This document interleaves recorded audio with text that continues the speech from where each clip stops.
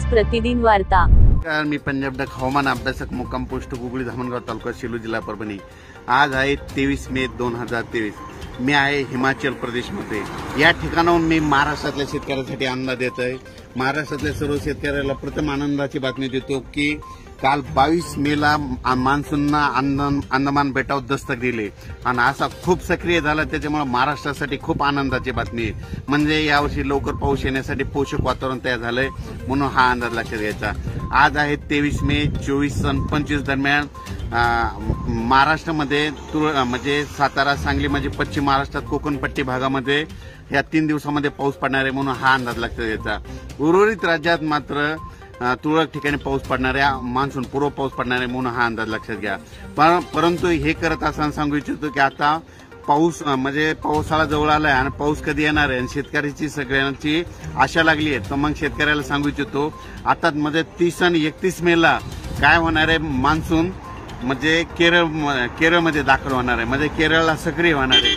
पण 30-31 मेला सक्रिय झाल्याच्या नंतर म्हणजे 1, 2, 3 जूनला केरळमध्ये 1 तारखेला येणार आहे आणि त्याच दिवशी मात्र महाराष्ट्रामध्ये 1, 2, 3 दरम्यान चांगला पाऊस पडणार आहे। म्हणून ही खास करून महाराष्ट्रातल्या शेतकऱ्यांनी 1, 2, 3 जूनचा अंदाज लक्षात घ्यावा, कारण की 1, 2, 3 जूनला महाराष्ट्रामध्ये बऱ्याच ठिकाणी पावसाला सुरुवात होणार आहे।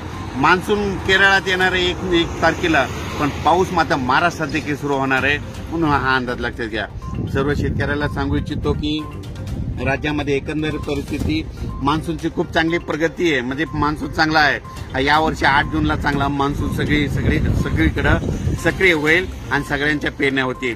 आणि परत एक शेतकऱ्याला सांगू इच्छितो, शेतकऱ्यांना मान्सूनचा पाऊस पडल्याच्या नंतर, जूनमध्ये पाऊस पडल्याच्या नंतर जमिनीमध्ये जर एकही ओल गेली तरच तुम्ही जमिनीत पेरणीचा निर्णय घ्यावा, अन्यथा पेरणीचा निर्णय घेऊ नका। काय होतं, शेतकरी काय करतात, थोडा पाऊस पडला की गडबड करतात, म्हणून हे अंदाज लक्षात घ्या। मात्र 8 जूनला मात्र मान्सून चांगला आपल्या महाराष्ट्रामध्ये सक्रिय झालेला दिसत, पोषक परिस्थिती इतकी चांगली आहे, म्हणून हे अंदाज लक्षात घ्यायचा। खरं तर पाऊस लवकर येणार होता, पण अचानक काय झालं, बंगालच्या खाडीमध्ये म्हणजे आज एक चक्रीवादळ तयार झालं आणि ते बांगलादेशकडे जाणार आहे, त्याच्यामुळे थोडा रेंगाळा होणार आहे। परंतु 1 तारखेला मात्र केरळमध्ये मान्सून दाखल झाल्याच्या नंतर 1, 2, 3 जूनला महाराष्ट्रात देखील पाऊस सुरू होणार आहे, म्हणून हा अंदाज लक्षात घ्यायचा। परत शेतकऱ्याला अचानक वातावरणात बदल झाला तर कोणत्या दिवशी नेमका पाऊस येणार आहे हे अंदाज दिला जाईल। थांबतो। जय हिंद, जय महाराष्ट्र।